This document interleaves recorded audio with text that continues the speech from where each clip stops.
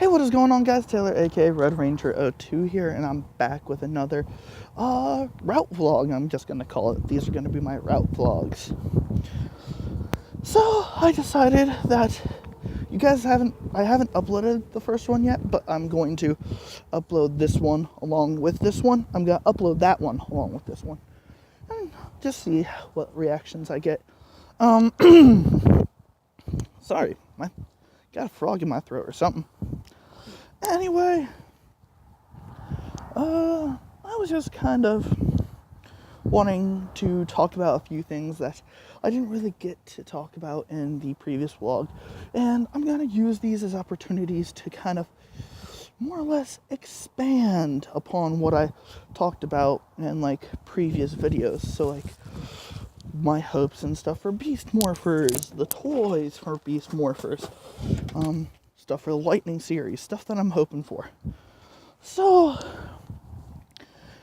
today, first thing I'm going to be talking about, Beast Morphers as far as the TV show. Again, I'm going to bring up the hiatus again. I believe that the hiatus could be an extremely good thing. And honestly, I'm just really hoping that with this hiatus, not only are they pushing it closer towards the tour line, but just putting more into the show. With that being said, I'm worried about how well they're going to adapt this, because Go Busters was shorter than your typical Super Sentai season. Some Super Sentai seasons have like 50 episodes. This one only had, I think it only went up to 40 something. So it was a bit shorter, so I'm wondering how they're going to adapt to that. But I don't think that it will be too big of a deal. Again, sorry about wind or anything. I'm just working with this. And if I have to have the videos vertical, and the only reason I have to have them vertical is because it is the easiest way for me to grab onto my phone. Got a little pop socket on the back. So it is honestly the easiest way for me to hold on to the phone. But anyway, I have really just been enjoying and like eager for this to happen. For those of you guys that do not know, my introduction to Super Sentai was Go Busters. Go Busters was my introduction to Super Sentai. I didn't watch it all the way through right then. I went back and I watched it all the way through later. Very first Super Sentai season I ever completed was Juden Sentai Kyoryuger. And honestly, I don't think I've met a single person that did not like Kyoryuger.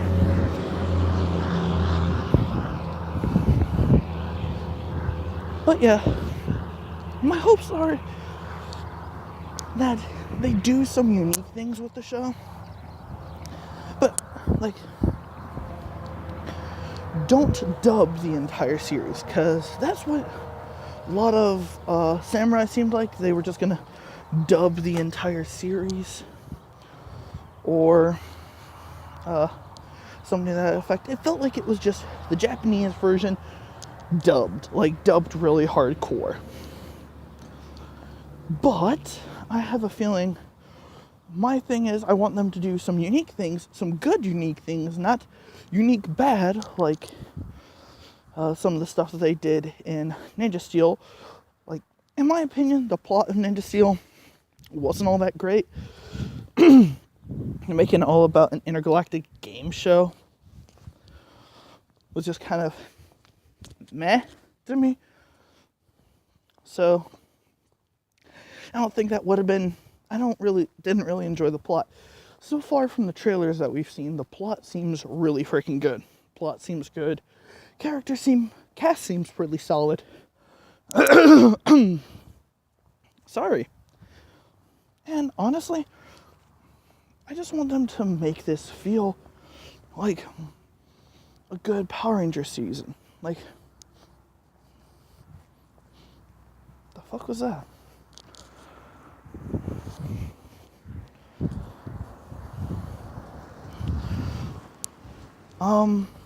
Like, in my opinion, one of the best Power Ranger seasons that we ever got was Power Rangers Wild Force. that was a series that was very enjoyable, and I can go back and I can enjoy it not only when I was a kid, but as an adult, because they got away with a lot of stuff during that series. A lot of stuff, especially for being a kids show, they got away with a lot, which I was very surprised with. I never thought they could get away with as much as they did. But it wasn't a bad series whatsoever. Or Power Rangers RPM.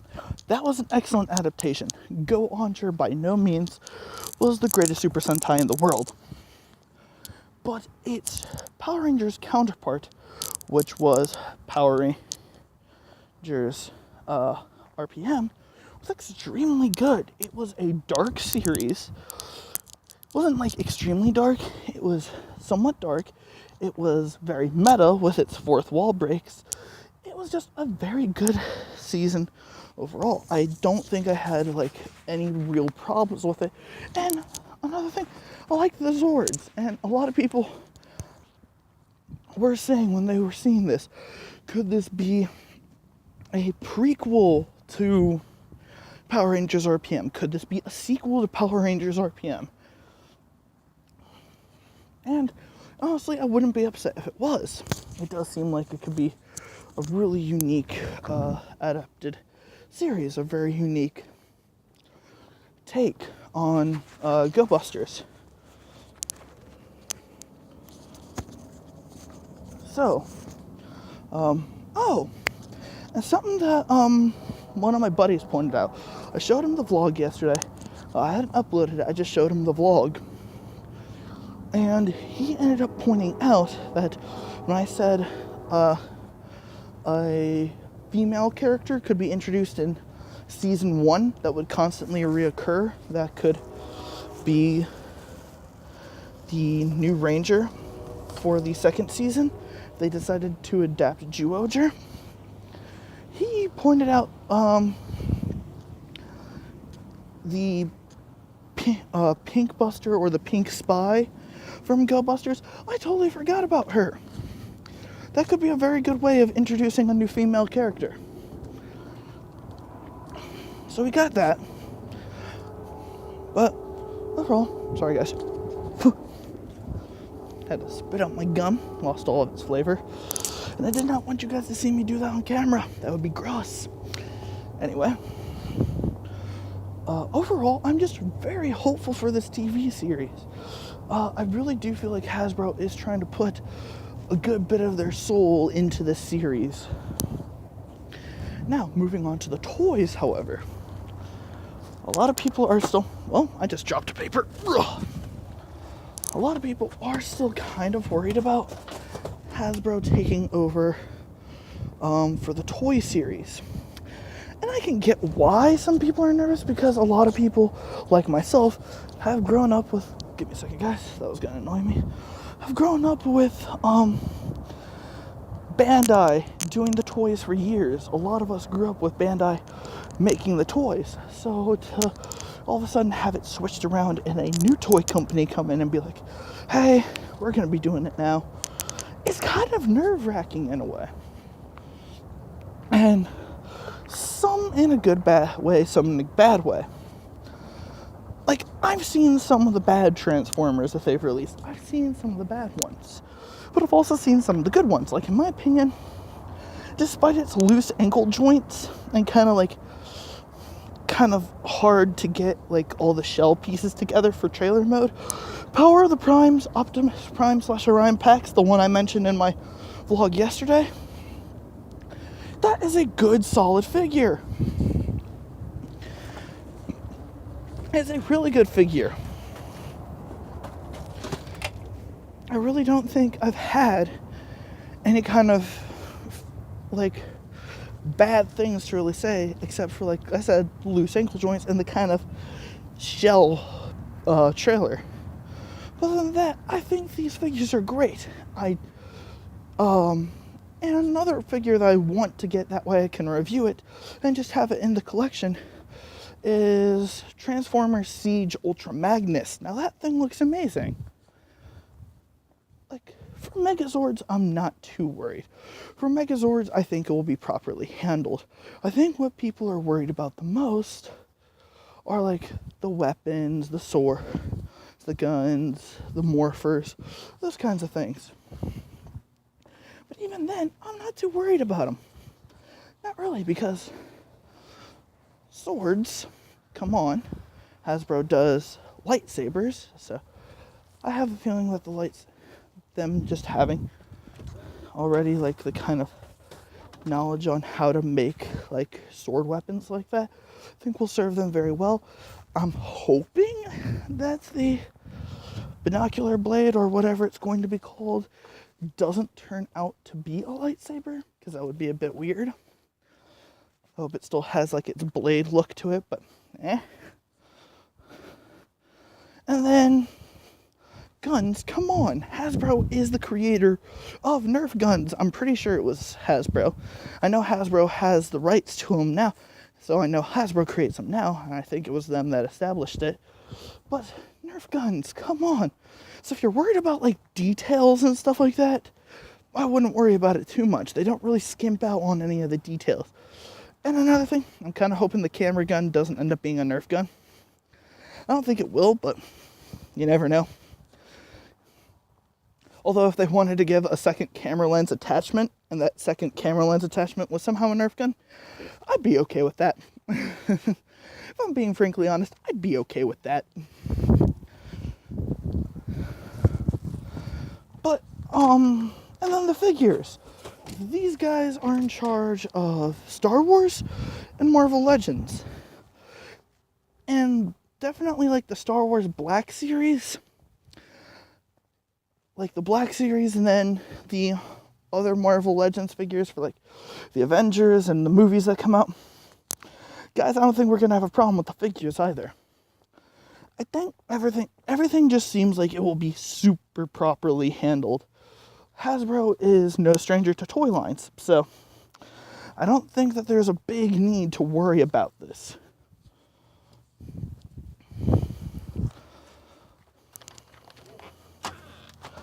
What I did want to talk about was, what could Hasbro do that is unique for the series? We're already seeing, like, a custom weapon that straight up just looks like the the camera gun, but with a cheetah head attachment. So kind of like the guns from Megaforce or the guns from Ghost Sager. Or blasters, I don't care.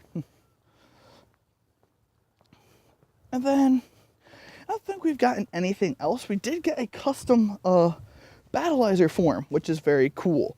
Now that is something that I don't think... did they? I think...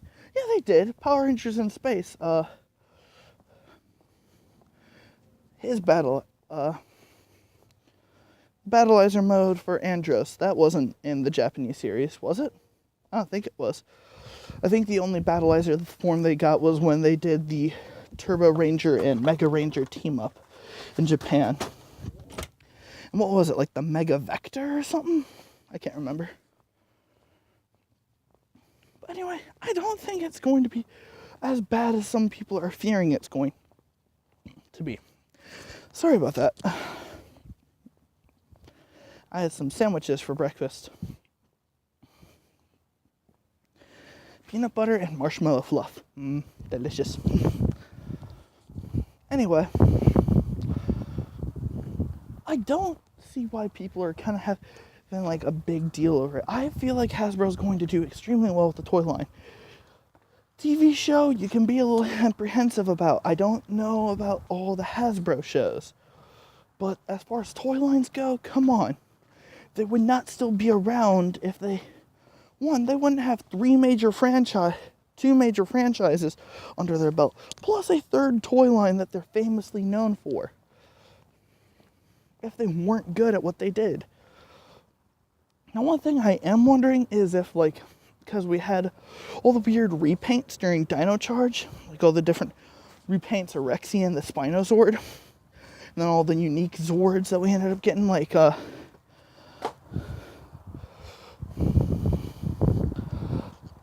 what was it? The Deinonychus Zord? Like Zords like that.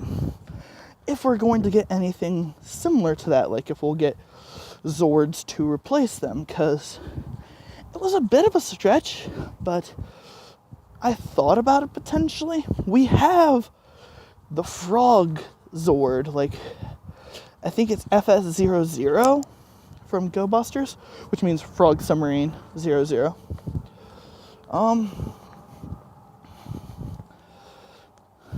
I'm not sure if they're going to be releasing that somehow, because I think that was a movie exclusive.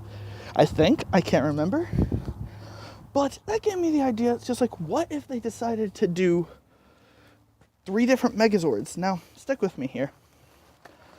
Like, one Megazord would be the traditional Megazord. Cheetah, Gorilla, Rabbit. That'd be the traditional one. And then they released one with the frog, and then they redid Cheetah maybe as a shark. And then Gorilla as like a crab. That could possibly work. And it's like all sea life, or all kind of like water-based, aquatic-based life. So then those make a Megazord. And a shark, of course, would still have its own Megazord form. And then an air one. Now, the air one was a little bit more difficult. Would be a little bit more difficult, I would think. But, like, say, for Cheetah, it could be turned into a falcon. It could be turned into a falcon or something. Gorilla, I would see that being an owl, just because of, like, the kind of almost hunched over stance. Just replace the front arms with some wings or something, and then make the back feet talons.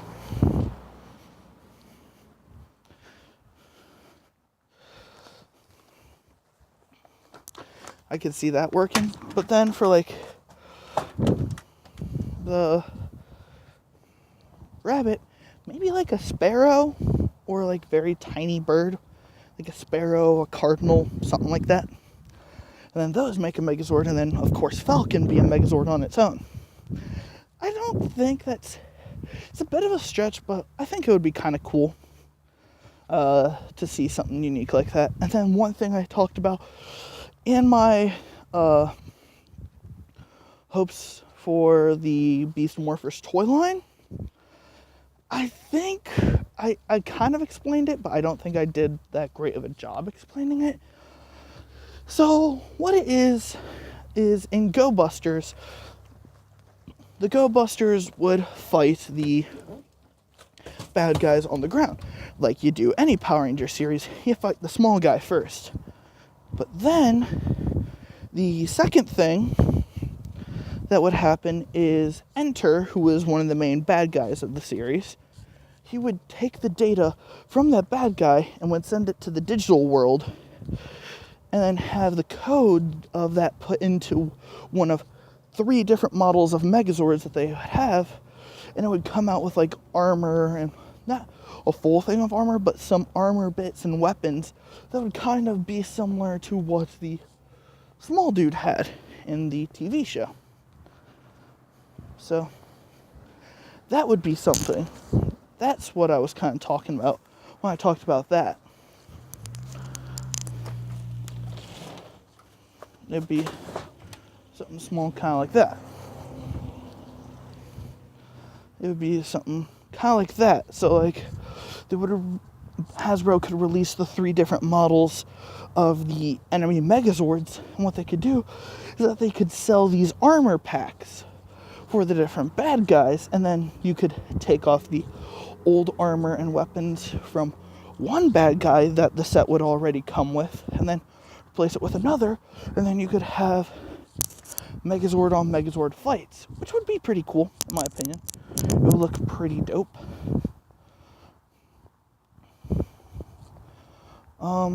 But yeah, and another thing, people are still kind of worried about, like, oh, Zord Builder and stuff like that. I don't think that we might have to worry about Zord Builder much longer, because that was something that Bandai established in 2010, I'm pretty sure it was. Bandai established that. And that started with the 2010 re-release of the Mighty Morphin Megazord, if I'm remembering correctly. Again, that's if I'm remembering correctly. But because of the way that things work and the way that Hasbro's been doing things, I don't think we'll have to worry about that much longer. I think we'll finally can say bon voyage to the Zord Builder. I know some people like the Zord Builder because then you could do combinations that weren't ever in the show before, like the combination that I kind of showed in my... Hey, Harold! Give me a second, guys. Sorry about that, guys. I just ran into one of my newspaper customers. He's a nice dude. Anyway, if you go back and you watch my Dino Charge Megazord review, I showed that combo where you could have all 5 Zords combined into one Megazord. That was never something that you could do in the show. Then again, I don't think that's anything that Saban meant for you to do either. But heck, you could do that. You were able to create all kinds of strange and cool combinations that you were never originally meant to do, but you could do them. So even though a lot of people liked the Zord Builder, I think it's time to finally say bon voyage to it, though. That was Saban's thing. Not Saban. That was Bandai's thing. I think it's time we say bon voyage to it. Wait, guys. That's gonna do it about this video. I am home now, so if you like this video, go ahead and like, comment, and if this is your first video of mine watching, why not subscribe, and I will see all you dudes in the next video. Power down.